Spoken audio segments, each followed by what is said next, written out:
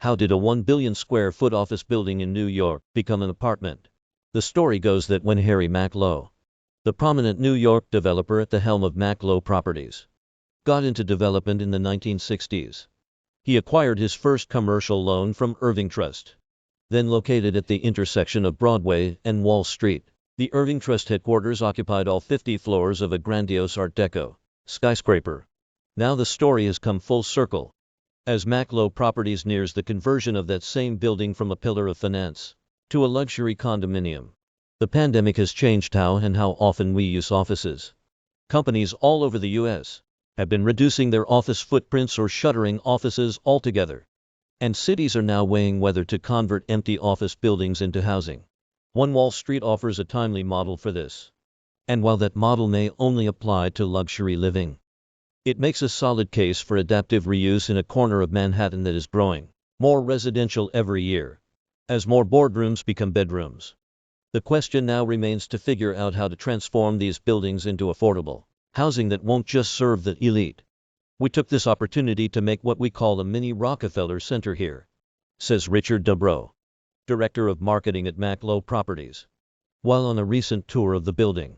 On the side of the building that faces Wall Street, Macklowe Properties has spent $1 million restoring the famous Red Room, a 9,000 square foot, mosaic-filled atrium created by artisan Hildreth May Ray, once a banking hall for Irving Trust's most loyal clientele. The dazzling space will be occupied by a yet-to-be-announced retailer. Future residents will enter the building through a previously shuttered entrance on Broadway, which was restored to look like its original architect had intended it. Further above, swathes of offices, complete with fluorescent light and drop ceilings, metamorphosed into 566 living units ranging from studios to four-bedroom apartments. At the crown of the building, where the boardroom once stood, there is now a triplex penthouse that may fetch $40 million. Office buildings, especially pre-war ones, don't always make for easy conversions to housing. They weren't built to maximize daylight. Deep floor plates make it hard to utilize the core, and many windows didn't open. Most floors are laid out in an H-shaped figure, with 2 rows of apartments on each side.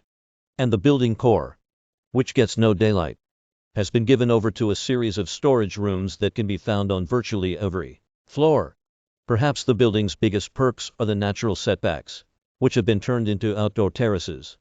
I visited a 2-bedroom unit on the 6th floor, and a 3-bedroom unit on the 25th floor, all of which boasted unique layouts, elongated kitchens with chamfered windows, bedrooms with private terrace access in part because of the setbacks. Sales launched in October, but the developers aren't releasing how many units have sold. What is clear is that, with about 190 different floor plans, the converted building provides an antithesis to the cookie-cutter apartments found in most new buildings. What is also clear is that, with enough capital, and the freedom that comes with gut renovations, almost every building, particularly more slender towers with compact floor plates, can be turned into housing.